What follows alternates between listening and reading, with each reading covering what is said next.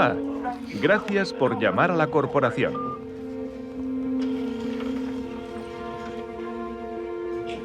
Sí, dígame. Hola, ¿hablo con Saúl? Sí, ¿quién llama? Me llamo Quinn Armstrong y soy concejal. Me presento a las elecciones al Congreso por el Partido Demócrata en el 8º distrito de Minnesota. Le llamo porque me gustaría Un momento. invitarle.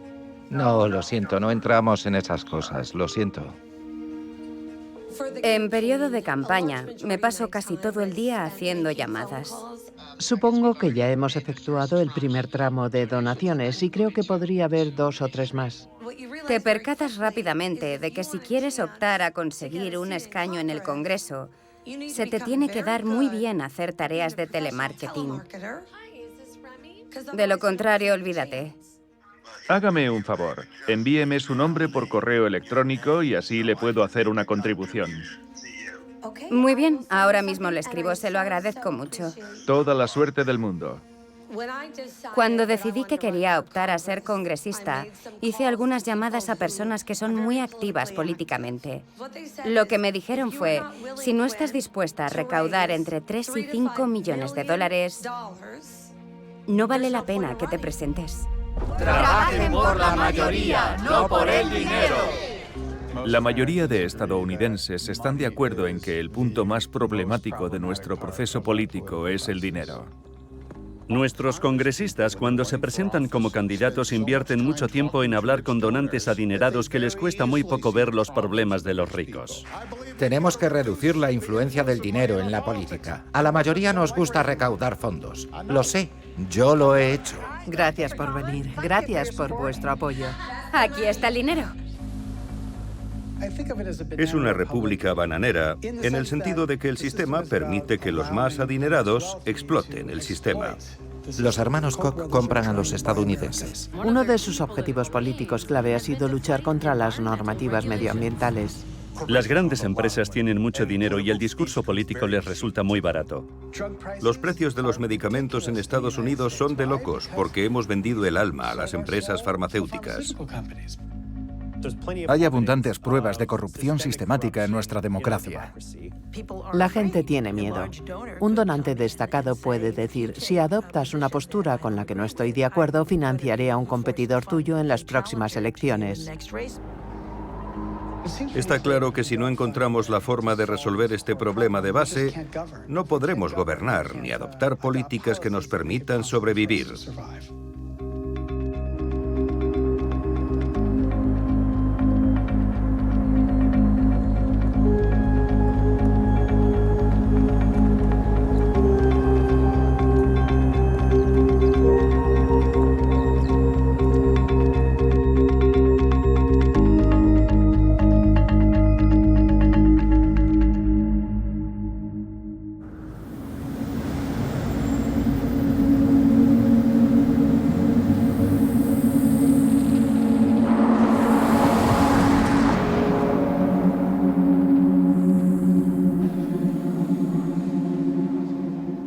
Me llamo Pricey Harrison y soy miembro de la Cámara de Representantes de Carolina del Norte.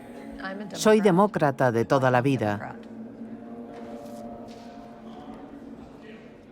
Las legislaturas estatales tienen un impacto notable. En Carolina del Norte somos 170, en el Senado 50 y en la Cámara 120. Los colegios públicos reciben una notable financiación estatal. Hay muchas normativas medioambientales en el ámbito estatal, normas sobre la seguridad de las armas, sobre los derechos reproductivos de las mujeres, regímenes impositivos locales. Es un papel muy importante. Con la primera campaña que hice, desbanqué a un republicano de su puesto. Eso fue en 2004 y fueron unos $450.000. Pensé que estaba mal, pero la situación se había puesto muy fea. Llevamos toda la mañana hablando del supermartes. Carolina del Norte es uno de los 14 estados que participan hoy en las primarias. Un día clave para las elecciones de 2020. Los votantes no solo tienen que pensar hoy en la carrera presidencial. También hay otras carreras estatales en Carolina del Norte. La carrera al Senado, a la Cámara de Representantes, a vicegobernador, a la Asamblea General.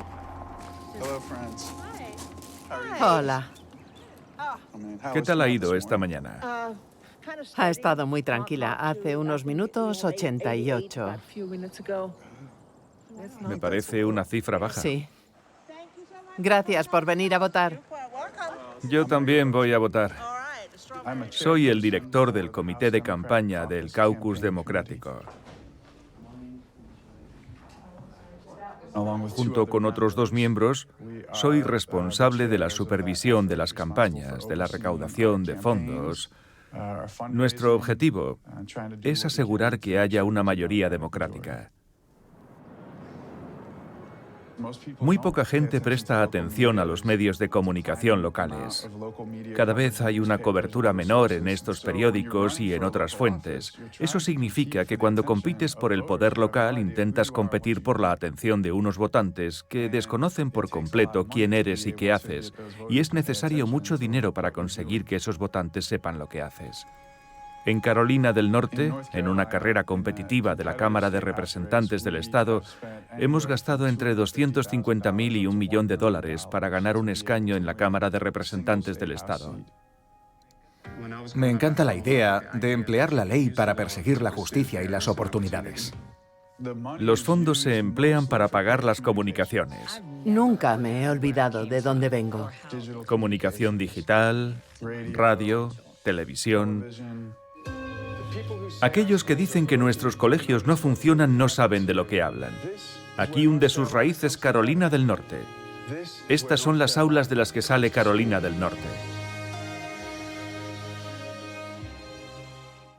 La primera vez que me presenté, uno de mis mentores políticos me dijo: acepta el dinero de cualquiera que te lo dé y luego vota de la manera que te parezca más correcta y deja que decidan si te dan una segunda donación.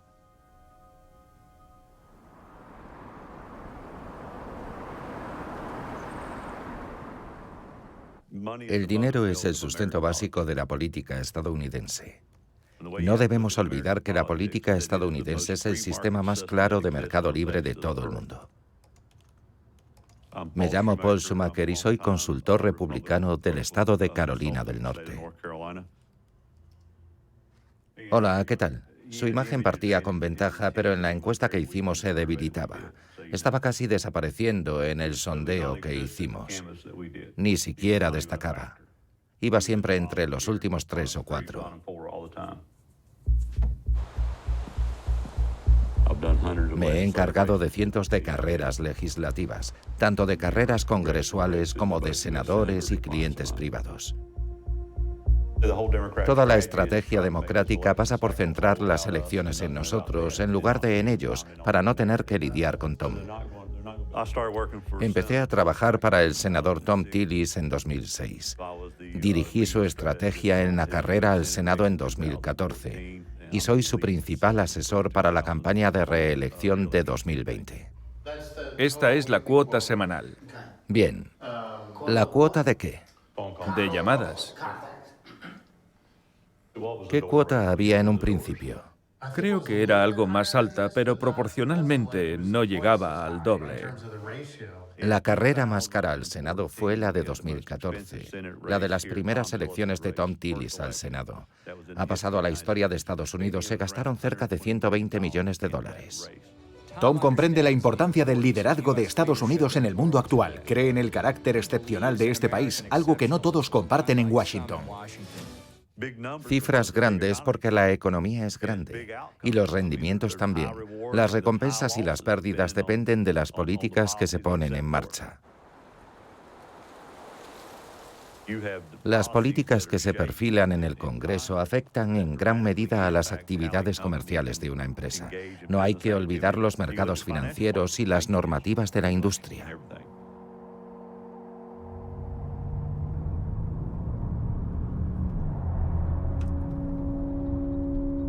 Hubo una campaña de recaudación de fondos en noviembre. No me gusta pedir dinero a la gente y por eso desde hace 15 años que me presento como candidata invito a muchos de los seguidores de mi campaña y a mis fieles demócratas a la casa de un amigo.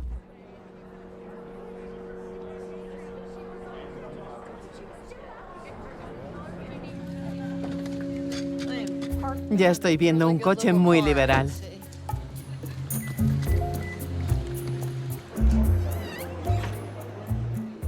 ¿Qué tal estás? Adelante.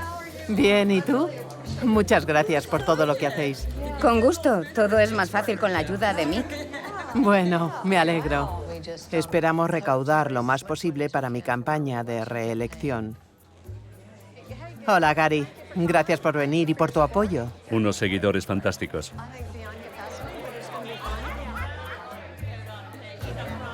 Gracias por venir y por todo lo que haces por los demócratas.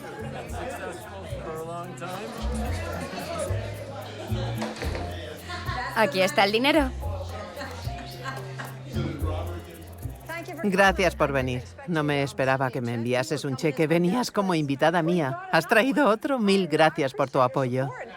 He recaudado unos $70,000, una cantidad nada desdeñable. Os estoy muy agradecida. Sé que os piden contribuciones continuamente. Es importante que convirtamos nuestro estado en un verdadero faro. Con vuestra ayuda conseguiremos la mayoría en 2020. No me gusta ver la influencia legislativa que tiene el dinero de campaña. De hecho, creo que el dinero de campaña es un grave problema.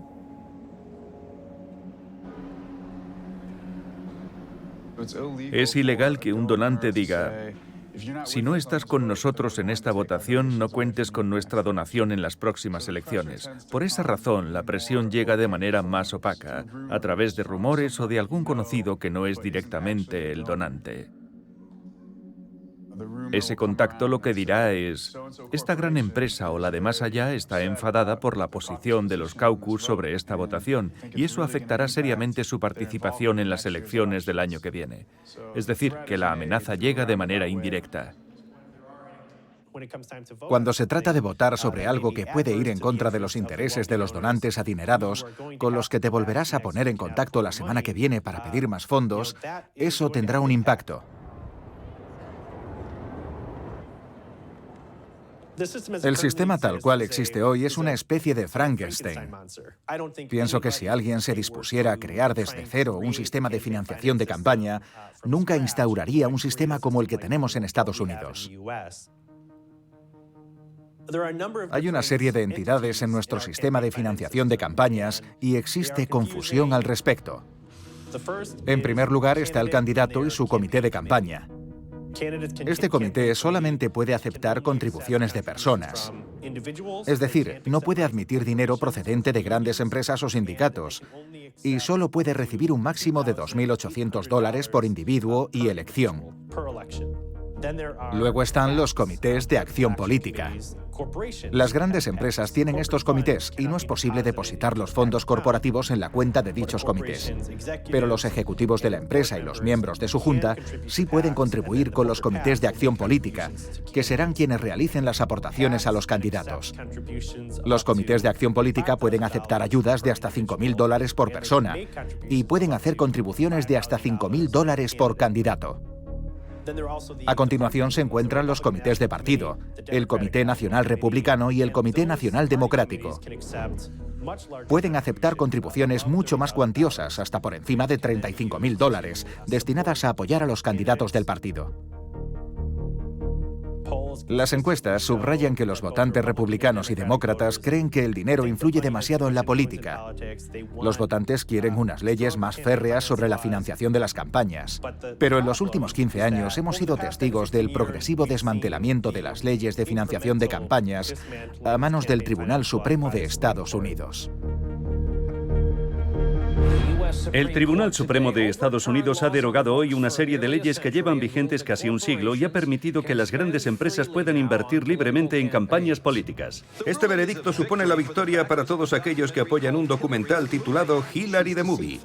¿Es Hillary implacable, astuta, deshonesta? ¿Está dispuesta a hacer lo que sea a cambio del poder? El gobierno prohibió su emisión el año pasado porque se había rodado con fondos aportados por grandes empresas. En el caso de Ciudadanos Unidos, el tribunal estipuló que las grandes empresas también pueden involucrarse en los discursos políticos porque invierten en las personas que están detrás de las grandes corporaciones. Porque las personas tienen derechos de libertad de expresión, así que no es posible limitar en qué invierten su dinero las grandes empresas. La decisión sobre el caso de Ciudadanos Unidos es la peor que ha tomado el tribunal desde que tengo uso de razón y una de las peores en la historia del país.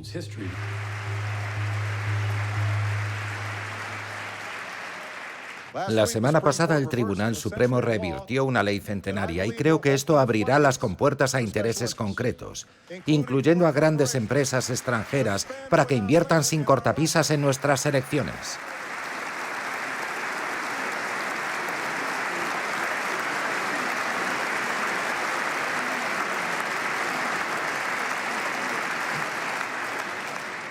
Nuestras elecciones no deberían estar financiadas por los intereses con más poder.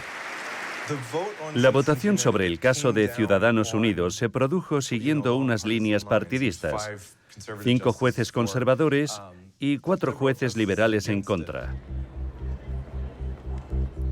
A consecuencia de la decisión sobre el caso de Ciudadanos Unidos, surgen una serie de entidades conocidas como los Super PAC. Son supercomités de acción política que pueden aceptar y gastar cantidades ilimitadas de dinero y gastar todo lo que recauden. Los Super PAC no dan dinero a los candidatos, sino que hacen su propio gasto y gestionan su propia publicidad, y todo sin relación alguna con los candidatos. En 1976, el tribunal afirmó que había un riesgo inherente de corrupción en el caso de aportaciones ilimitadas dirigidas directamente a los candidatos. En este momento, la contribución tope es $2.800. No puedes aportar $3.000 directamente a un candidato, pero sí dar 3 millones a un Super PAC, que lo único que hace es apoyar abiertamente a ese mismo candidato.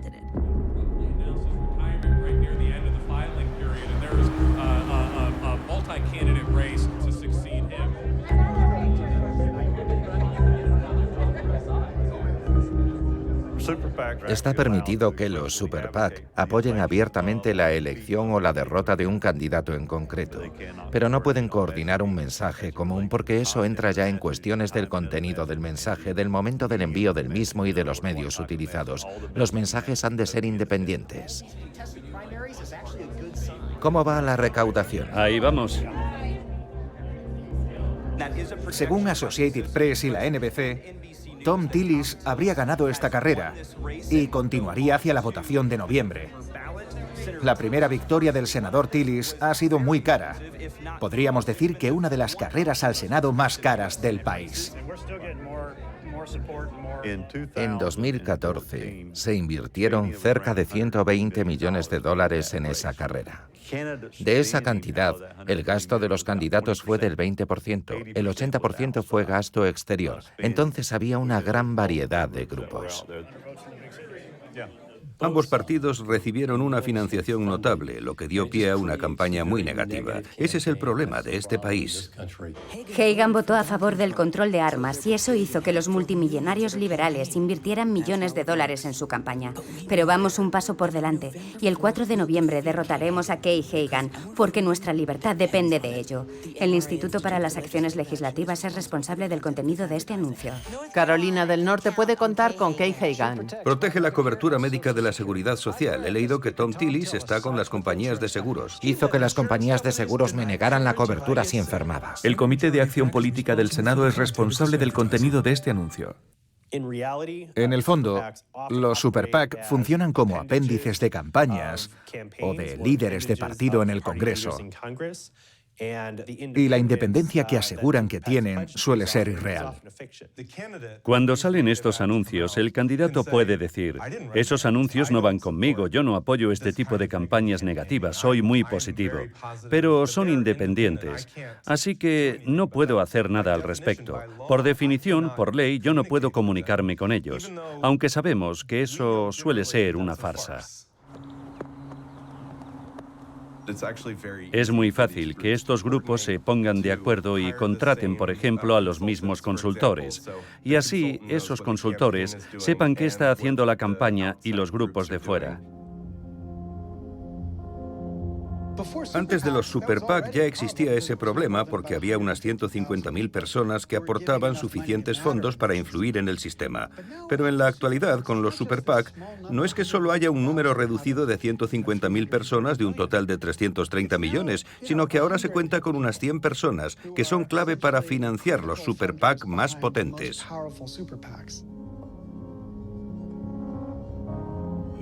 El dinero permite que las personas que quieran expresar su opinión política puedan comunicarse con un público más amplio. Creo que más diálogo, más debate, consigue unos resultados mejores. Así que deberíamos fomentar la participación, no restringirla.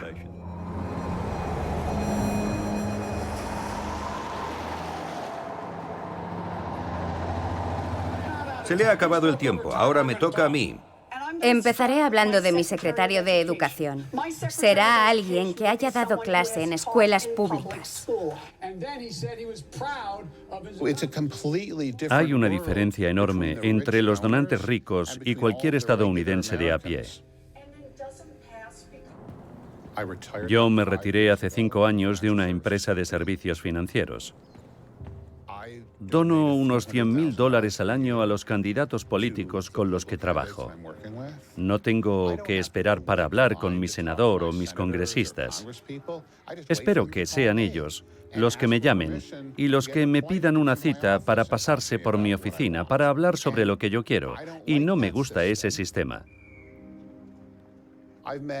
Me he reunido muchas veces con los líderes de nuestro Partido Demócrata.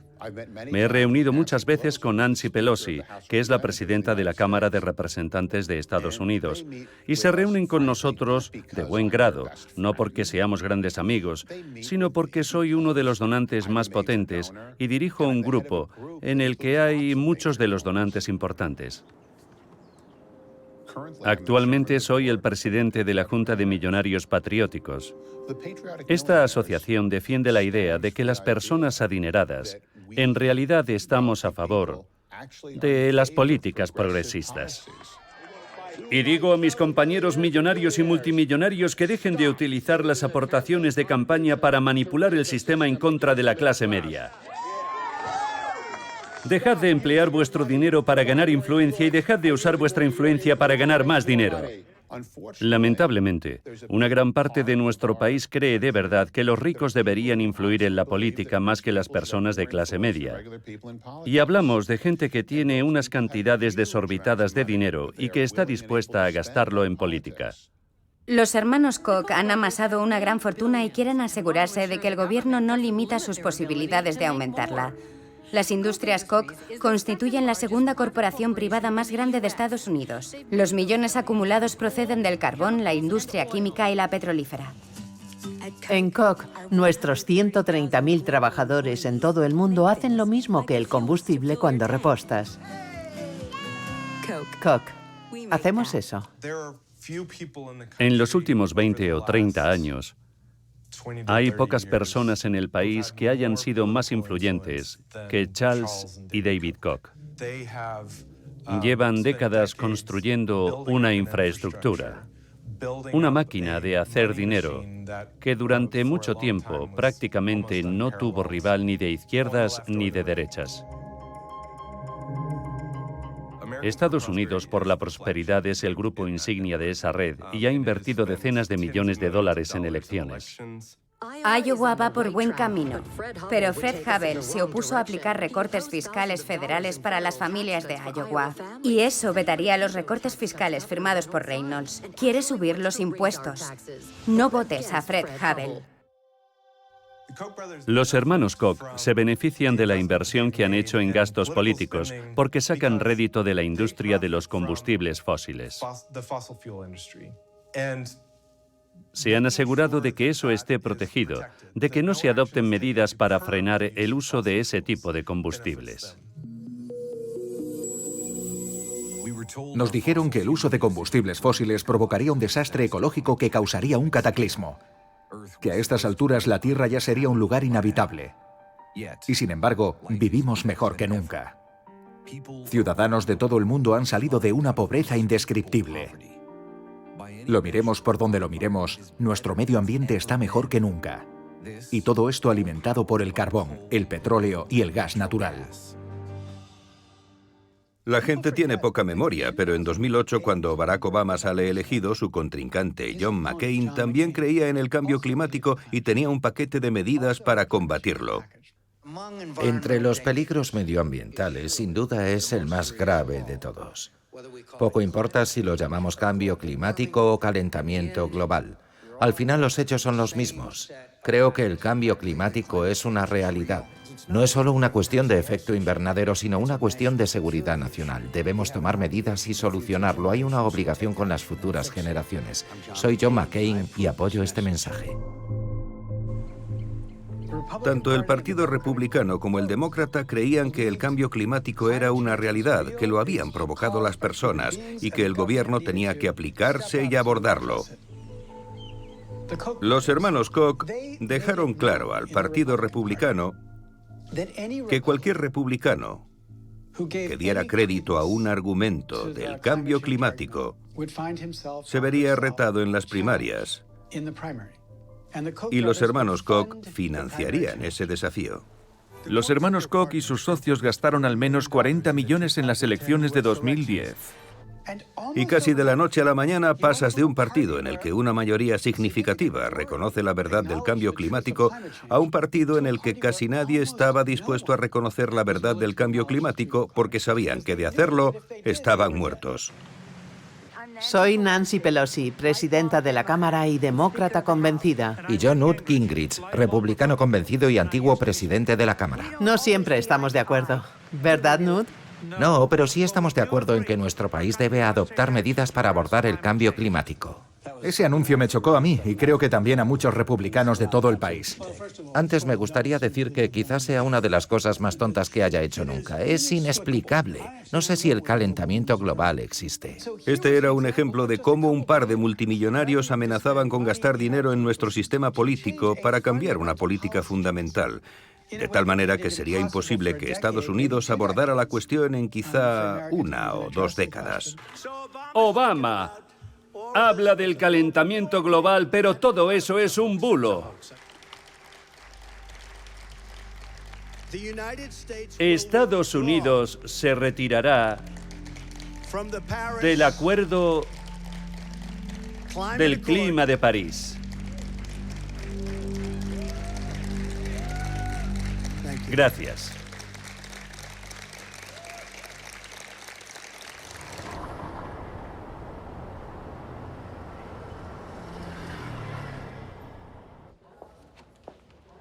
No somos inmunes a la influencia del dinero en nuestro partido.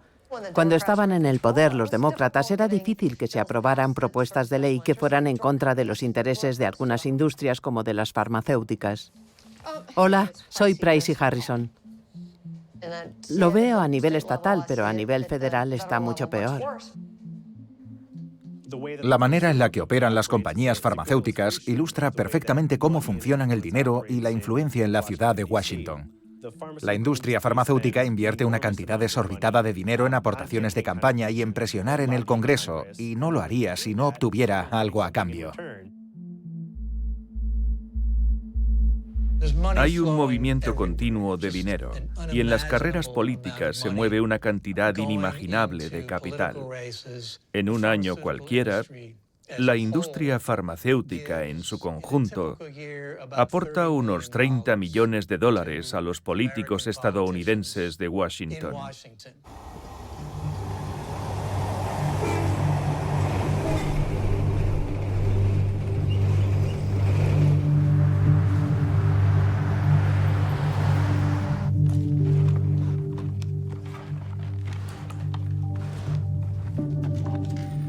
Vivir con diabetes de tipo 1 es muy complicado. Mi páncreas está muerto a todos los efectos, así que no produce insulina. Es tan importante como el oxígeno para respirar. Si no tenemos insulina, nos morimos. A finales de la década de 1990, el precio de un vial de insulina era de $16. Ahora, ese precio ha aumentado un 1.200% y vale $340. La gente ya no se lo puede permitir. Ha salido recientemente un estudio de Yale, según el cual a 1 de cada 4 personas que necesita insulina en Estados Unidos se la están racionando. Con 26 años no se debería morir por no tener insulina, como Alec Smith, que al no tener seguro y no poder pagar $1.300 al mes para controlar su diabetes, empezó a racionarse la insulina. Junto a su cuerpo aparecieron varios viales vacíos. He perdido al hijo al que di la vida por la avaricia de las farmacéuticas. Es triste decirlo, pero esas empresas están jugando en el cajón de arena que se creó para ellos. Con quien estoy enfadada es con las autoridades que hemos elegido, porque son quienes tienen competencias para cambiar las leyes.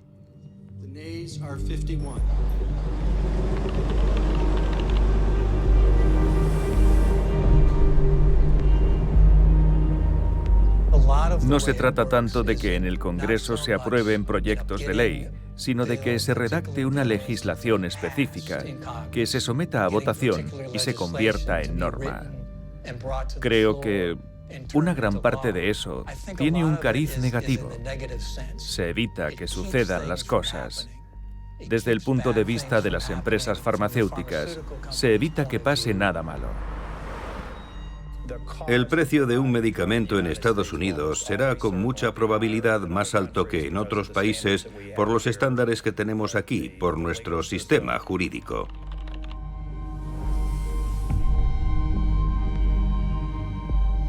Ahora mucha gente quiere ir por la vía rápida y dice, adoptemos un precio de referencia internacional establecido por un país que dictamina ese precio. Adoptemos ese precio como nuestro precio. Creo que si asumimos ese enfoque tan simplista para abordar un problema tan grave sobre el que tenemos que avanzar, pronto habrá una sequía en la investigación. Humalog y Novolog, que son productos de dos grandes, Eli Lilly y Novo Nordisk, han subido su precio en paralelo. Ni siquiera se diferencia que haya dos líneas. Sigue todo igual. No se ha avanzado nada. Y si cruzas la frontera con Canadá, ese mismo vial te costará $30 estadounidenses. El mismo vial. La industria farmacéutica es muy importante en el estado de Carolina del Norte, porque es sinónimo de decenas de miles de puestos de trabajo y de cientos de millones de dólares de ingresos fiscales. Para ellos, apoyar con una contribución económica a un senador resulta un proceso natural. Destinarán sus aportaciones a los candidatos que compartan su misma postura o con los que creen que ya lo están haciendo. En resumen, Dios los cría y ellos se juntan. En la historia de Estados Unidos hay una figura política destacada a la que se conoce como el jefe Tweed. Suya es la frase, me da igual quién se encargue de las elecciones, siempre que yo me encargue de las candidaturas. Es decir, que todo el mundo puede elegir, pero si él es quien escoge a los candidatos, en el fondo, él es quien controla al gobierno. La cuestión es que hemos creado el mismo tipo de sistema en lo que se refiere al dinero. Los candidatos a los que votamos son las personas que han sido escogidas por aquellos que deciden a quién financiar.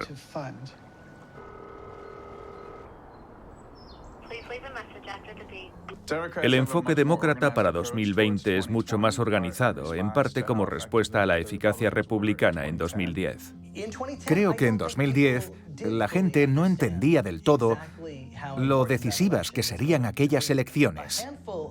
Sí comprendió su importancia un grupo reducido de estrategas republicanos. En Estados Unidos, los años electorales que terminan en cero, es decir, 2010, 2020, 2030, son más importantes y tienen más peso que otros ciclos electorales. Y eso se debe a que, como recoge la Constitución, Estados Unidos lleva a cabo un censo nacional cada vez que el año termina en cero. Intentamos llevar un recuento total de todos los estadounidenses, algo fundamental. Gracias a eso sabemos que el número de habitantes de Carolina del Norte ha aumentado en 1 millón en la última década, por lo que este estado tendrá un escaño más en la Cámara de Representantes. A partir de ahí, la legislatura estatal será la encargada de redistribuir los distritos legislativos. A los políticos les interesa utilizar estas nuevas líneas para intentar aferrarse al poder durante 10 años, es decir, manipular las circunscripciones electorales. En el estado de Carolina ha significado históricamente aunar en el menor número posible de distritos a los votantes afroamericanos, los cuales tienden a votar en su inmensa mayoría a los demócratas. Independientemente del partido que gane el control de nuestra legislatura, tendrá la sartén por el mango. Si se pretende mover a un gran número de demócratas a un único distrito, está claro que no es posible hacerlo físicamente, así que hay que captarlos. Lo que explica que los distritos sean tan extraños. Este es uno de mis distritos favoritos, trazado por los republicanos después de 2010. Cada uno de estos trazos es una línea con la que se incluye y se excluye a gente. Por ejemplo, tenemos un estado dividido al 50%. Estas 10 piezas azules de Lego representan a los demócratas y estas 10 piezas rojas a los republicanos. Ahora imaginemos que el mapa lo están estructurando los republicanos. Lo primero que harán será acumular al mayor número posible de votantes demócratas. Recordemos que estos distritos han de tener una población similar, es decir, que aquí tenemos un distrito democrático al 80%. Y luego divides los demócratas restantes en 3.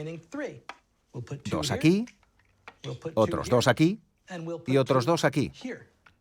De esta manera, cuando estás distribuyendo tus votos republicanos, puedes poner a unos cuantos republicanos en este distrito. Esto significa que cuando hagas la distribución por los demás distritos, habrás creado un distrito en el que los demócratas ganarán por mayoría aplastante y 3 en los que los republicanos ganarán con menos margen. Así es como se puede convertir un estado que está al 50% en uno con ventaja del 75 frente al 25. A la estrategia republicana de revisión de distritos en 2010 se le llamó Mapa Rojo. En 2010 nunca había oído hablar del Mapa Rojo. Fue un plan maestro ejecutado a las 1000 maravillas. Creo que muchos demócratas de todo el país, y sin duda de Carolina del Norte, no salieron de su asombro el día de las elecciones.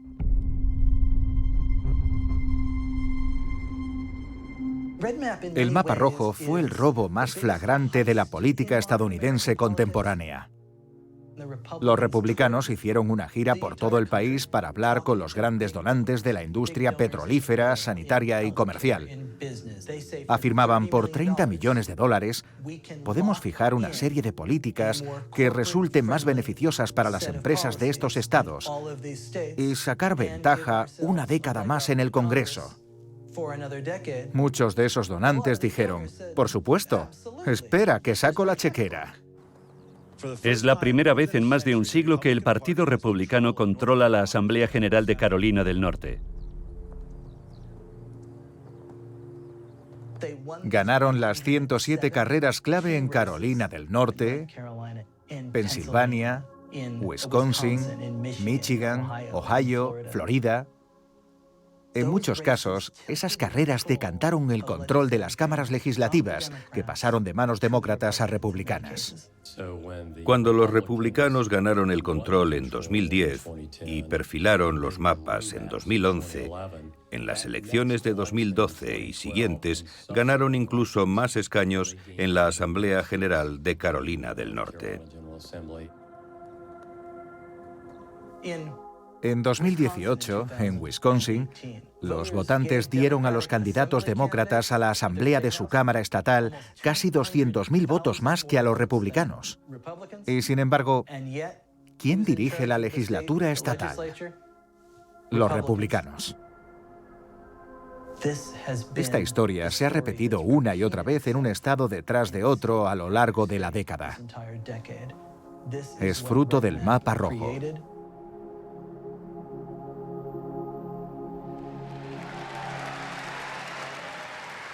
Esta noche habéis votado por la acción, no por la política habitual. Las consecuencias nacionales del mapa rojo son enormes. En 2012, los estadounidenses reeligen a Barack Obama y dan a los candidatos demócratas 1.400.000 votos más que a los republicanos. Y sin embargo, los republicanos controlan la Cámara y con diferencia. Las cifras son 234 contra 201. Ese es el poder de las líneas de distrito. La noche que Obama sale reelegido para un segundo mandato, su programa nace muerto, terminado, acabado. Eric Holder, que fue el fiscal general de Barack Obama, me contó que se reunió con Obama en la Casa Blanca y que, mirando las cifras, no entendían nada. No comprendían qué les había pasado. Ni lo entendían, ni habían oído hablar del mapa rojo. Ahora estamos en otro año censal. Si los demócratas estaban dormidos en 2010, ahora están bien despiertos. El dinero llega de todas partes. Habrá mucho más.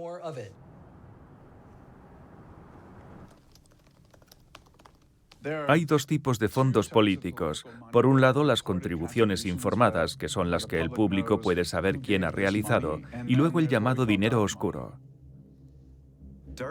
Dinero oscuro es sinónimo de utilizar a organizaciones sin ánimo de lucro como escudo para no desvelar los nombres de los donantes. Es decir, utilizar a grupos sin ánimo de lucro como entidades políticas para ocultar la identidad de los donantes corporativos, de los donantes adinerados que no quieren que sus huellas aparezcan en el gasto político. Desde el caso de Ciudadanos Unidos, los grupos de dinero oscuro se han gastado casi $1.000 millones. Impuestos más elevados, normativas de Washington, políticas que destruyen empleos y hacen daño a las familias de Nevada. La congresista Jackie Rosen votó a favor de una subida de impuestos a familias y negocios. Dile que vote para ayudar a las familias a través de unos recortes fiscales permanentes. No votes una subida de impuestos. El problema del dinero oscuro es que estás apoyando a un político en concreto y el político sabe que tú estás apoyando al grupo que lo está ayudando, pero la gente no. Y cuando ese político llegue al poder, tú tienes mucha influencia sobre ese político, tienes acceso a él.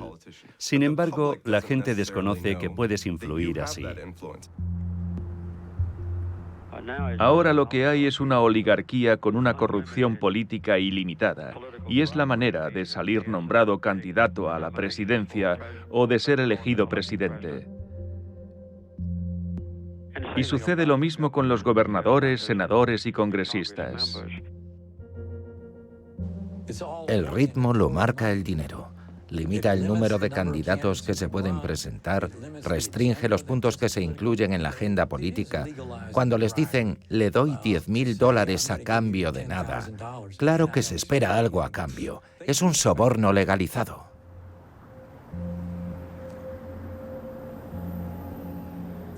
La pregunta es, ¿la institución es capaz de cumplir con su función? Se supone que la democracia es un sistema abierto por igual para todos, y eso significa que si existe un sistema que hace un filtrado a partir de la riqueza, se produce una corrupción de la democracia. Nuestro movimiento pasa por sustituir un sistema político fracasado y corrupto por un nuevo gobierno controlado por vosotros, los estadounidenses. Solamente una cosa puede poner freno a esta máquina corrupta: vosotros.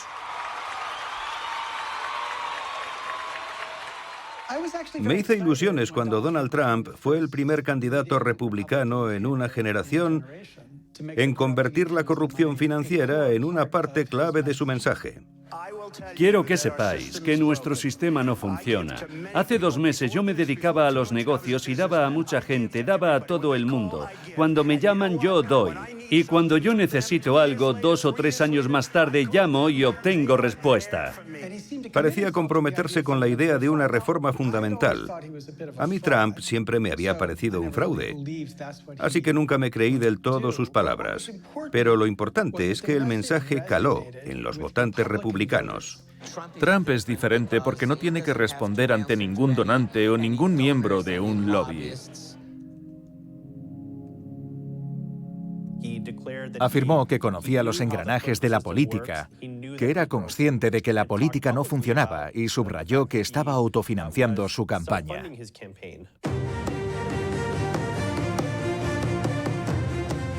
Estoy haciendo algo que creo que no se está valorando lo suficiente, pero sé que a mucha gente le gusta. Me estoy autofinanciando usando mi propio dinero. No estoy con nadie y trabajo para vosotros, para nadie más. Mucha suerte. Conforme avanzan las elecciones de 2016, el presidente Trump deja de autofinanciarse. Empieza a recurrir a la influencia de donantes adinerados. Y acepta el apoyo de los Super PAC.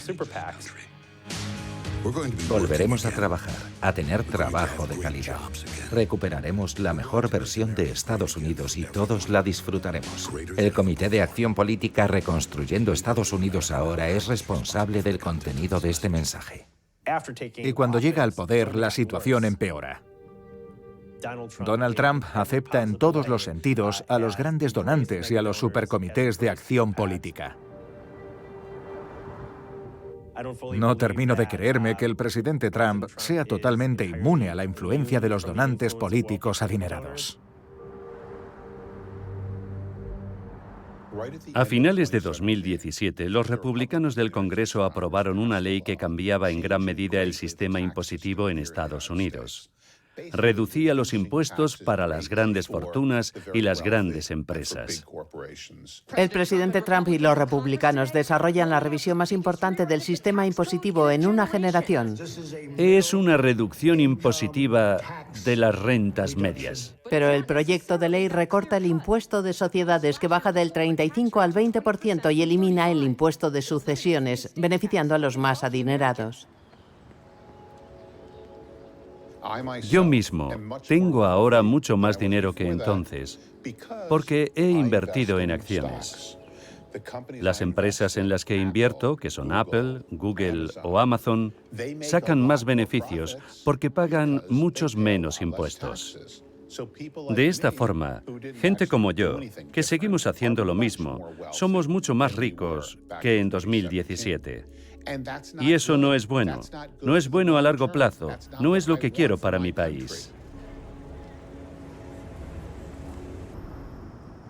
Si no resolvemos la corrupción ni la catástrofe impositiva, no podremos resolver la cuestión del salario mínimo o la cuestión sanitaria, ninguno de esos temas.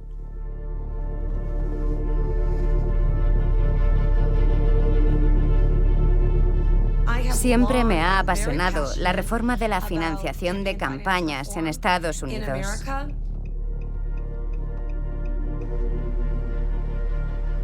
Se llama Queen Armstrong. Adelante, sube, un aplauso para ella. Apoyo la idea de reformar la Constitución de Estados Unidos para dejar claro que las grandes empresas y otras entidades artificiales no disfrutan de derechos constitucionales, que el dinero no tiene la palabra y que el gasto en campaña debería estar limitado por ley. Es muy complicado adoptar una reforma constitucional. Tiene que llegar al gobierno, pasar por el Congreso y necesita el apoyo de las 3/4 partes de los estados. Podría pasar, pero yo creo que no será a corto plazo. ¿Qué pasa si cambias un sistema que se basó tanto en el dinero? ¿Qué quedará? ¿La gente estará contenta? No. Si sacas de la ecuación el dinero, terminas limitando el discurso y la capacidad de la gente de llegar a la raíz de los problemas.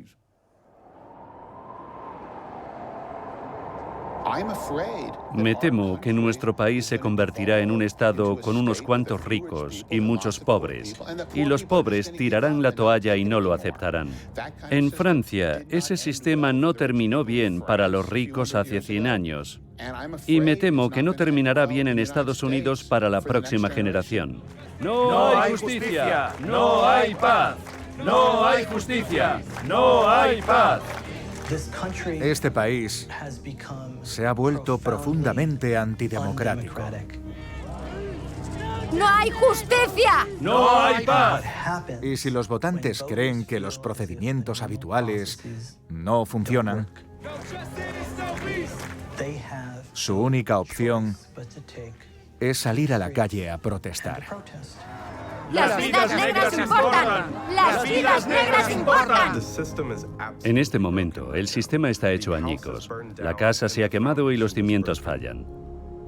Podemos reconstruir los cimientos y la estructura de la casa, y puede que después no quede en perfectas condiciones, pero seguro que el resultado es mucho mejor que ahora. Lo que podemos hacer mañana es dar a cada ciudadano un cupón. La idea consiste en que el gobierno dé a cada persona un cupón o una serie de cupones. Digamos que el cupón es de $100. Bien, los candidatos reciben el cupón o cupones de los ciudadanos y lo cambian por dinero. De esta manera se trasladaría drásticamente el poder que ostentan los 150.000 que financian ahora las campañas a los millones de personas que tendrían acceso a los cupones para financiar las campañas. Los intereses económicos quieren que nos olvidemos, que nos sintamos derrotados, que digamos, está todo amañado. El dinero decidirá al ganador, no hay nada que hacer. Quien tenga más dinero gana. De eso nada. Aún tenemos el voto y juntos, si nos organizamos, podemos ganar. Podemos utilizar el poder que tenemos con el fin de ganar, de proteger nuestra democracia, recuperarla y hacerla más fuerte.